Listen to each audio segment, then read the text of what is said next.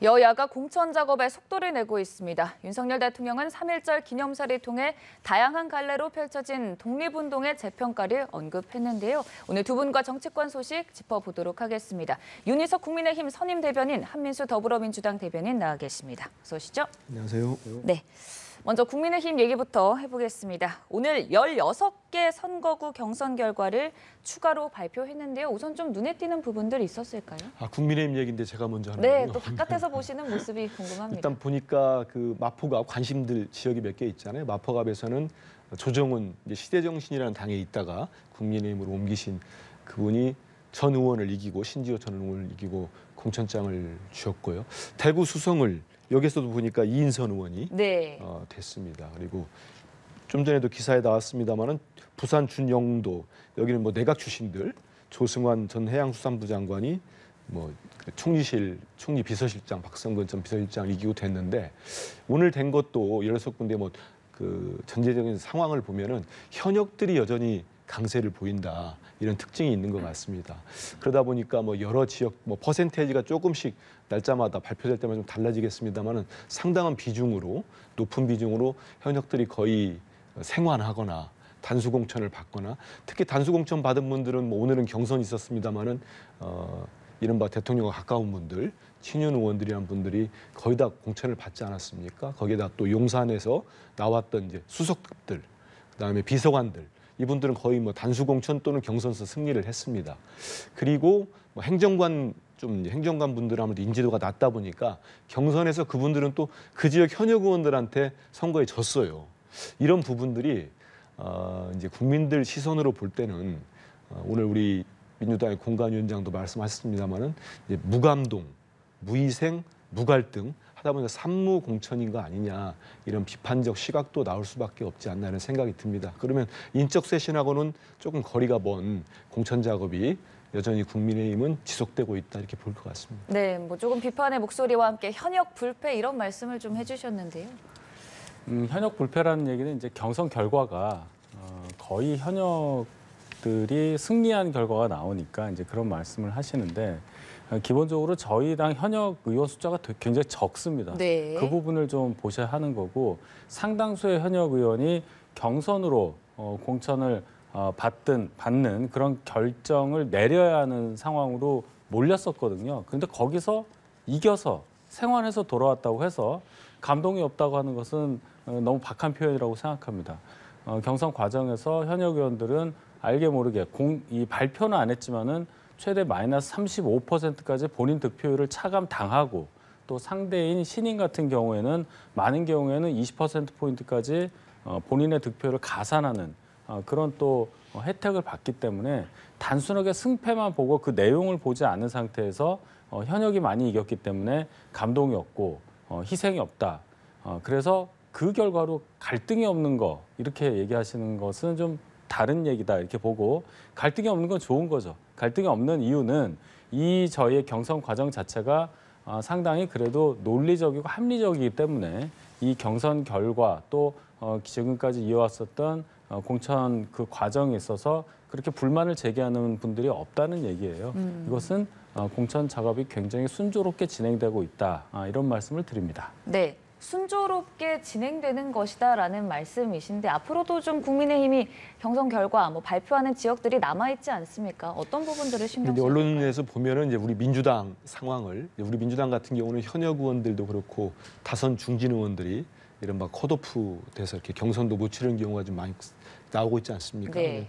그러다 보니까 이제 뭐 파열음이 큰 것처럼 이렇게 많이 보이고 있는데 상대적으로 이제 국민의힘의 공천이 잘 안 보이니까 잡음이 없는 것처럼 보이는데 실제로 여의도에 가면은 국민의힘 당사와 민주당사가 같이 있습니다. 같은 얼마 떨어지지 않은 지역에 있는데 실제 가보면은 국민의힘 쪽에서 오신 분들이 막 여성 예비 후보가 삭발도 하고 그다음에 거기에서 모여 있는 분들 훨씬 더 시끄럽거든요. 그러니까 실제로 그 언론에 안 보일 뿐이지 내부적으로 보면은 이미 그 단수 공천을 현역이거나 아무튼 뭐 그 대통령실의 비서관 출신이라거나 아니면은 뭐 그 표현이 그렇습니다. 윤핵관이 물려준 지역이랄지 이런 곳에 되니까 거기에 있는 예비 후보들이 올라오셔가지고 상당히 격한 반발을 하고 있습니다.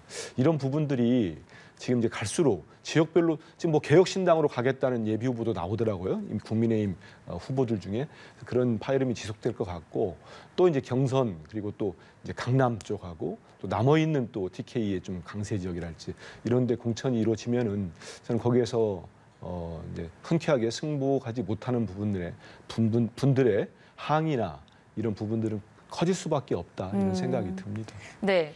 이른바 국민의힘의 텃밭인 지역이죠. 뭐 강남권이나 영남권. 한동훈 비대위원장은 국민 추천제까지 검토한다라는 입장을 밝혔는데 이렇게 좀 변화가 이루어질까요?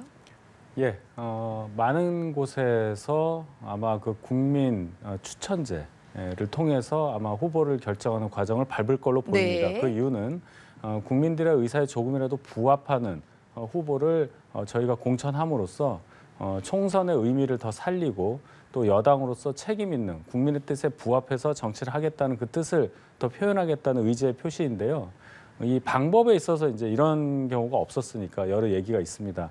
저희가 이 인재 영입을 할 때도 국민 추천제를 통해서 이것을 실행했던 경험이 있습니다. 그리고 안 하는 걸로 알고는 있는데 어쨌든 오디션 방식도 저희가 네. 당협위원장 뽑을 때 한 5년 전에 한 적이 있어요. 그것이 그렇게 평가가 나쁘지 않았거든요. 그것을 할지 안 할지는 모르겠습니다만 어쨌든 국민 여러분들의 의사를 저희의 의사결정 안에 가지고 들어와서 그것을 정말 반영시켜서 후보를 공천하겠다는 시도는 한국 정당 역사에서 있어 본 적이 없는 그런 굉장히 파격적인 것이기 때문에 그 나름대로 또 국민들께 평가받을 일이라고 저는 봅니다. 네. 어떻게 좀 이루어질까요? 오디션 얘기까지 해주셨는데. 근데 내용을 좀 지켜보기는 해야 될 것 같습니다. 뭐 국민 추천제 아직 뭐 정확하게 어떤 식으로 이제 발표되지 않았기 때문에 다만 이제 그 언론에서도 이제 최근 들어가지고 국민의힘 공천이 정말 인적 쇄신이 없어서 감동이 전혀 없다 이런 얘기를 하니까 이제 한동훈 비대위원장께서는 이제 그 비례대표를 통해서 네. 이제 좀 바꿔보겠다고 하는데 저는 그 얘기는 글쎄요. 제 입장에서 선뜻 와닿지는 않더라고요. 왜냐하면 비례대표를 2번 하는 의원들이 최근에 어디 있겠습니까? 다 이미 혜택을 받다 오기 때문에 다 지역구로 가잖아요. 그렇기 때문에 비례대표는 어차피 여야 모두가 새로운 인물로 거기에 따라서 뭐 참신한 인물로 대부분 교체가 되는 겁니다. 그래서 비례대표를 통해서 새로운 모습을 보인다는 거는 좀 맞지 않은 말씀인 것 같고요. 여기에다가 저희 당 같은 경우는 우리 당 같은 경우 이미 국민 경선을 실시하고 있고 서대문 갑 지역 같은 경우는 이미 청년들만 경선할 수 있도록 청년 특별 선거구를 이렇게 지정해서 지금 모집도 하고 새로운 형태를 시도를 하고 있습니다. 그리고 영입된 분들도 오늘 발표가 됐습니다만 다수가 그 지역에 내려가서 이미 뛰고 있었던 분들과 함께 국민 경선을 통해서 당당하게 겨뤄보기 때문에 이런 모습들은 지역 그 유권자분들뿐만 아니고 전체 국민들께 좋은 모습으로 비춰지지 않을까 싶습니다. 네, 알겠습니다. 민주당도 계속 속속들이 공천 작업을 진행하고 있는데요. 오늘도 좀 많이 발표가 됐습니다. 추미애 전 장관 경기 하남갑에 전략 공천됐고요. 이현주 전 의원은 경선을 치를 예정입니다. 민주당의 공천 관련된 발표들은 또 어떻게 보셨는지 궁금하거든요. 요 며칠 새에 조금 바뀌는 분위기는 있습니다. 네. 그 전까지는 거의 이게 어떻게 이런 결과가 나오지 하는 정도로 뭐 하위 10% 발표할 때도 전혀 의외의 인물들 비중 있는 네. 분들이 막 들어가고 이렇게 했는데 보면은 예를 들어서 이인영 의원 같은 경우 임종석 의원 앞에서 전대회 의장을 했던 운동권 원조인데 7번 연속으로 같은 지역구에서 공천을 받았어요. 이인영 의원과 임종석 전 의원은 뭐가 다른지 잘 모르겠지만 어쨌든 당내에서 어떤 잡음이 일어나는 것을 원천적으로는 차단하는 효과가 좀 필요했던 그런 결정이 아니었는가 이렇게 보고 네. 예를 들어 이현주 전 의원 같은 경우도 영입 당시에 영입이라고 해야 되나요? 복당이라고 해야 되겠죠. 나갔다가 다시 들어온 분인데 이분에 대한 공천도 결국은 용인정이라는 곳에서 3인 경선으로 결정이 네. 됐다는 것을 보면 뭔가 당내 그 이현주 의원의 복당을 반대했었던 이른바 친문 세력에 대한 어떤 감안, 그걸 좀 반발을 감안한 그런 결정이다. 이런 거를 보면 조금 방향이 민주당의 공천 방향, 공천 결정의 그 틀이 조금은 유화적으로 바뀐다. 이런 느낌이 듭니다. 네, 그러니까 비명계 이인영 의원이 단수 공천을 받고 최근 또 복당한 이현주 전 의원이 3인 경선을 치르게 된 점 이 모든 게 좀 계파 간의 갈등을 의식한 조치다. 이 해석 맞다고 보세요? 그렇지는 않습니다. 왜냐하면 네. 저희는 처음부터 그 단수 공천을 받는 분들은 그 지역에서 실제로 많은 부분이 경쟁자가 없어서 단수 공천을 받은 의원들도 좀 있고요. 경쟁자가 있는데 적합도 조사를 해보니까 정말 그 격차가 20% 이상 큰 격차가 날 경우는 뭐 당원 당규에 따라서 단수 공천이 되기도 하고 그렇습니다.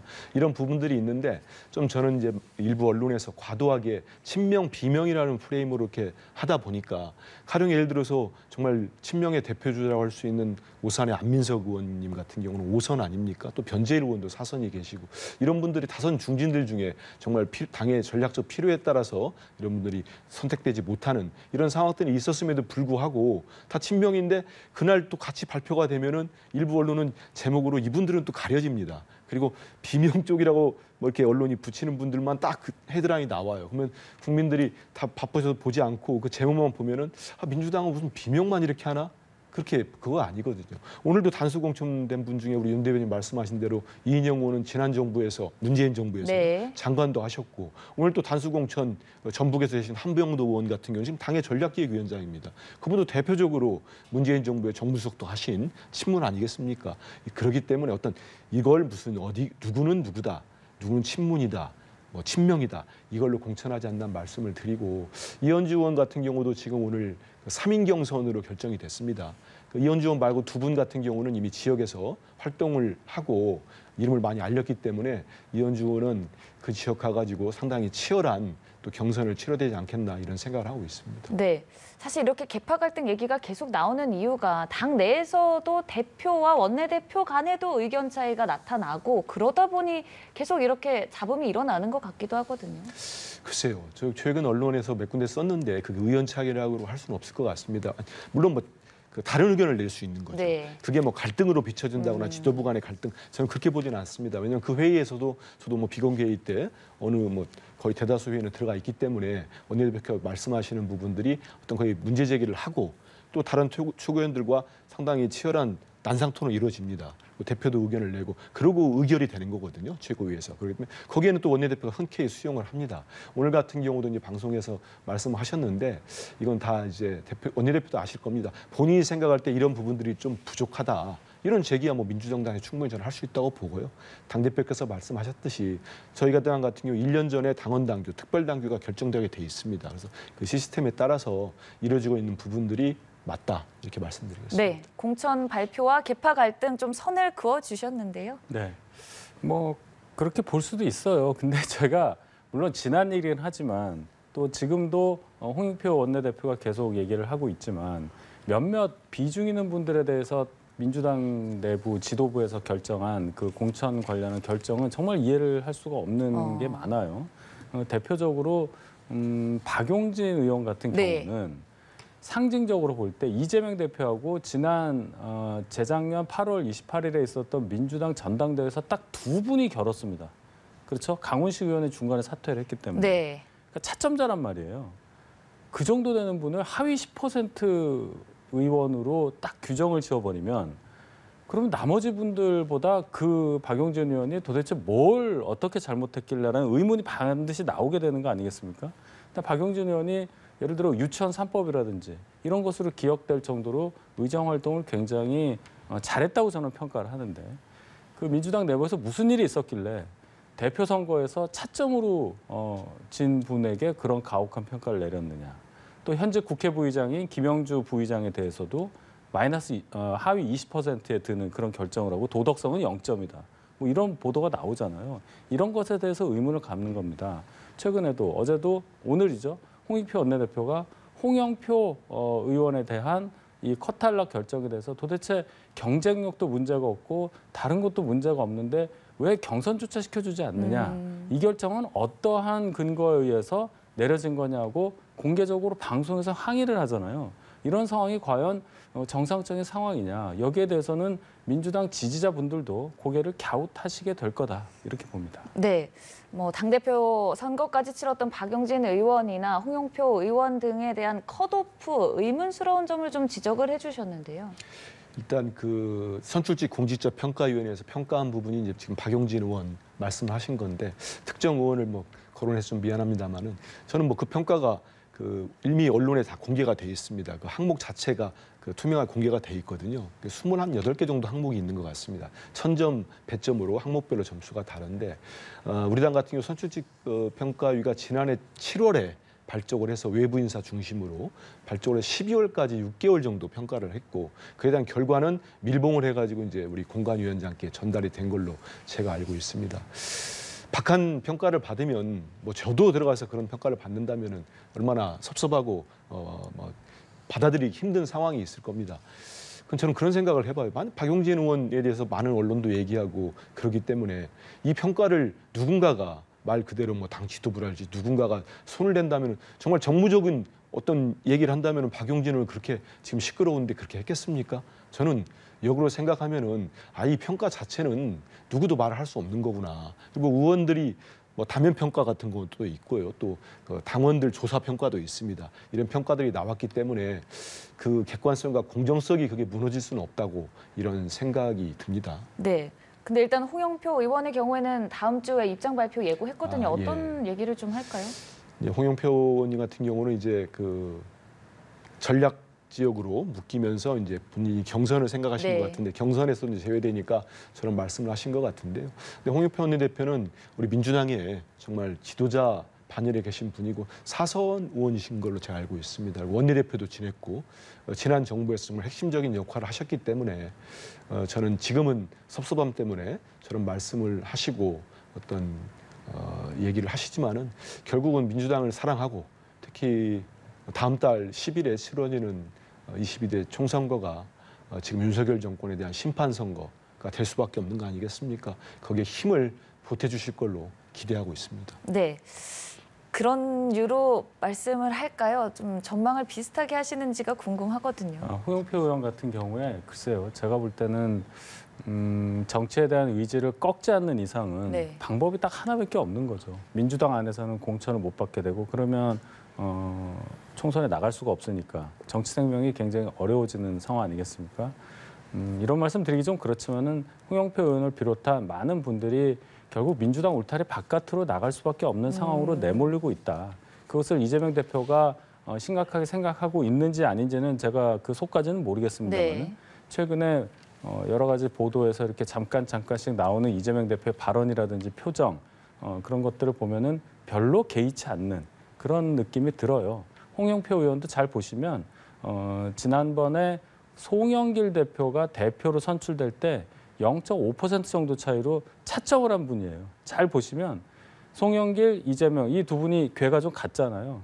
그러니까 당권에 도전할 수 있는 사람, 당내에서 본인들의 어떤 정치적인 생각과 다른 얘기를 굉장히 세게 낼 수 있는 사람에 대해서 민주당에서 골라서 뭔가 조치를 하지 않느냐. 임종석 전 의원에 대해서도 저는 그런 관점이 작용했다고 봐요. 임종석 전 의원이 굉장히 오랜만에 18대 이후로 국회에 들어온다. 이렇게 되면은 분명히 친문의 구심점 이미 됐습니다. 많이 키워줬어요. 친문의 구심점이 되면서 향후에 이재명 대표가 생각하는 대표 재선 뭐 이런 상황으로 가서 대선까지 가는 그 과정에 있어서 굉장히 큰 걸림돌이 될 가능성이 있다고 저는 보거든요. 그런 것까지 작용을 해서 이번 공천을 통해서 아예 그 싹을 다 없애버리는 작업까지 있는 게 아니냐. 저는 거기까지 내다봤습니다. 자, 민주당 내 계파 갈등의 뇌관으로 많이 꼽혔던 임종석 전 의원이나 이번에 또 홍영표 의원을 어찌됐든 배제한 것에는 향후 당권, 대권에 대한 견제심이 있는 것 아니냐는 해석을 내주셨거든요. 좀 과도하고 섣부른 너무 그 예측 아닌가 싶습니다. 왜냐하면 일단 뭐 두 분 또 상황은 다르긴 합니다만은 그 임종석 전 대통령 비서실장 같은 경우는 지금 본인이 원래 2번 정도 지역구 하셨던 곳인데 거기가 홍익표 원내대표 지금은 이제 서초을에 근무하십니다만 계시면서 나간 이제 지역구로 옮긴 거예요. 그러면은 여야 모두 마찬가지입니다. 그런 이제 탈당하거나 불출마를 선언하거나 한 지역들은 전략 선거구로 이렇게 지정을 합니다. 전략 선거구는 전략 공간위나 공간위에서 정무적 정말 전략적 판단을 해가지고 여기를 어느 분을 공천을 할 건가 판단을 하는 거거든요. 그렇기 때문에 사실상 그 이제 임종석 전 실장께서 출마하신다고 했지만 당 입장은 여기는 전략 선거구이기 때문에 출마를 하려면 다른 지역으로 가는 게 어떻겠느냐. 실제로 저희 전략공관위원장이 제안까지 한 걸로 알고 있습니다. 이런 측면이 있어요. 그리고 저는 임종석 전 실장이 지금 이렇게 말씀하시지만은 저는 탈당을 하거나 그러진 않을 거라고 보고 있습니다. 그리고 이제 홍영표 전 원내대표 지금 의원께서는 이미 사선도 그 지역에서 하셨고 이른바 이제 새로운 정치신을 위해서는 좀 비켜주는 게 어떠냐 이런 것들이 전략 단위에서 전략 공간에 논의가 된 것 같습니다. 근데 홍영표 전 원내대표가 지난 당대표 선거 때는 물론 나와서 차점을 하신 것 같긴 한데 이 두 분이 이번에 공천을 못 받거나 이런 상황이 저희 우리 당 같은 경우는 올 8월에 당대표 선거가 있습니다. 근데 그거를 앞두고 이재명 대표가 미리 싹을 잘하고 또 어떤 분 같은 경우는 차기 대선까지 얘기해요. 그런데 이재명 대표나 우리 당 지도부가 그런 걸 염두를 두고 일부러 하면서 지금 공천을 시끄럽게 한다? 그거는 좀 설득력이 떨어진다고 봐요. 네. 왜냐하면 이번 4월 10일 선거에서 우리 민주당이 단 한 석이라도 승리하지 못한다면은 그 정치적 책임과 후폭풍이 얼마나 크겠습니까? 그런 엄중한 상황에서 그리고 간절한 상황에서 공천을 통해서 미리 경쟁자를 그러고 선거를 치르겠다. 그러다가 지면 어떻게 되겠습니까? 그게 무슨 의미가 있겠습니까? 지고 난 다음에는. 그래서 저는 그거는 과도하게 지금 이 과정은 저는 그렇게 봅니다. 황골 탈퇴의 진통이라고 보고요. 인적 쇄신들이 일어나고 또 표현이 좀 그렇습니다만 어떤 물갈이 같은 경우 이뤄지면 국민들께 결과적으로 총선 이제 양당의 공천 작업이 다 끝나고 다른 정당도 다 끝나고 나면은 평가받는 시간이 곧 있으면 올 거라고 저는 생각하고 있습니다. 네. 임종석 전 실장이 탈당은 하지 않을 거라고 하셨는데 계속 중성동갑 출마는 고수하고 있거든요. 그럼 어떻게 결정할까요? 근데 지금은 이제 여러 가지 본인이 받아들이기 힘든 점이랄지 이런 분 지지자들도 있지 않겠습니까? 거기에 한 의원을 2번 정도 하셨기 때문에 그런 분들과의 어떤 소통이랄지 이런 과정들이 좀 필요할 것 같은데요. 저는 머지않아 이런 결과에 대해서 승복을 하고 또 우리 민주당의 큰 자산 아닙니까?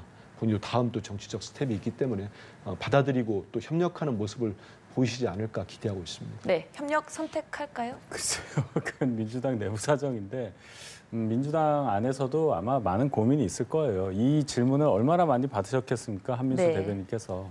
어쨌든 총선에 한 석이라도 더 얻는 결과를 얻기 위해서 노력한다. 양당 다 마찬가지겠지만 저는 계속 의심합니다. 민주당이 지금 공천이 과연 총선에서 다수 의석을 받기 위해서 하는 공천이냐 아니면 27년 대선 이재명을 위한 그런 공천 밑작업이냐 저는 강력하게 의심한다는 말씀을 다시 한번 드립니다. 네, 알겠습니다. 그리고 오늘 또 3.1절을 맞아 윤석열 대통령이 기념식에서 발언을 했는데요. 그 메시지를 어떻게 들으셨는지부터 여쭤보겠습니다. 대통령께서 그 통일 지난해 아마 3.1절 경축사에서는 없었다고 언론에서 보도하던데 그 통일이라는 표현도 여러 번 쓰셨고 대통령이 전매 트레이드 마크처럼 자유라는 말씀 많이 하셨습니다. 네. 자유라는 표현도 많이 쓰셨고 여러 가지 독립운동의 역사랄지 이런 표현을 해주셨어요. 북한 얘기도 했는데 네. 저는 근데 다만 좀 이제 아쉬운 부분은 이제 우리가 이 3.1절이 1919년 3.1 독립운동 이 과정이 독립선언서에서도 보면은 자유와 독립과 평화 이거를 주창한 거 아니겠습니까? 아니 제가 그렇군요. 독립과 자주 네. 자주 독립 평화를 주장했지요. 이런 우리가 강력히 요청했고 그 외에 3.1절 만세 운동이 왜 일어났습니까? 그 1910년도 일제에서 우리가 강제로 병탄이 된 이후에 우리 국민들, 우리 선조들께서 정말로 많은 핍박과 탄압으로 살기 힘들고 너무 고통을 받은 거 아니겠습니까? 그 대통령께서 그런 고통받은 부분들 거기에 대한 정말 지적도 하시고 또 일본의 태도 그 일본의 일제가 얼마나 우리를 악랄하게 수탈하고 우리 선조들을 희생시켰습니까? 이런 부분들에 대한 지적들을 하시면서 일본에 대한 어떤 문제점 그리고 비판도 물론 협력의 파트너라는 강조점이 또 있어야 되겠습니다만은 그 못지않게 일본의 지금 우경화랄지 우익화 여전히 반성하지 않는 역사와 우리 또 영토까지도 여전히 주장하고 있는 독도까지 여기에 대한 비판도 같이 하면 어땠을까 하는 좀 아쉬움이 있습니다. 네, 여러 가지 말씀을 해주셨습니다만 한일 관계 또 남북 관계 또 이번에는 통일도 언급되기도 했고요. 눈에 띄는 부분이 있었습니까? 예, 통일 문제를 좀 얘기해봐야 되겠는데요. 네. 3.1 운동 이 3.1절은 우리가 기뻐해야 될 날입니다. 우리가 자주적으로 독립을 쟁취하기 위한 목적을 가지고 전 민족이 들고 일어난 날 아니겠습니까?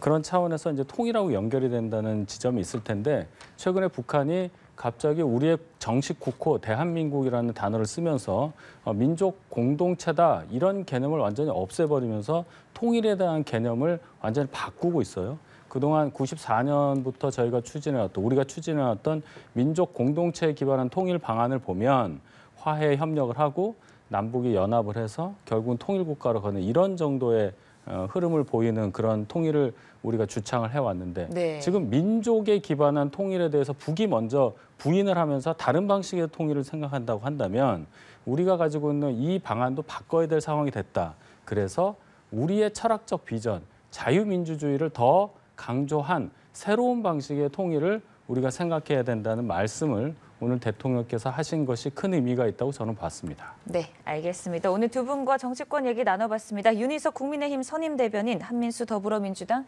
대변인과 함께했습니다. 고맙습니다. 예, 감사합니다.